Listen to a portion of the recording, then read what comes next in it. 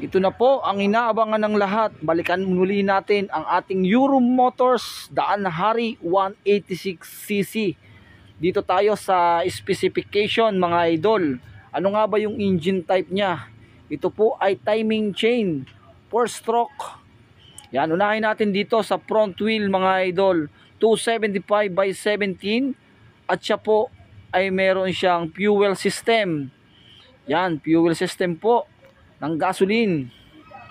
Alright, carburetor dimension ay 2030/750/1090 mm.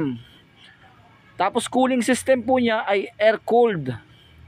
Ground clearance 130 mm. Tapos po ang kanya pong bore stroke sa mga nagtatanong po ay 63.5/59 mm. Ang rear wheel natin ay 300/17 inches po. Yan. Compression ratio po ay 92. Alright.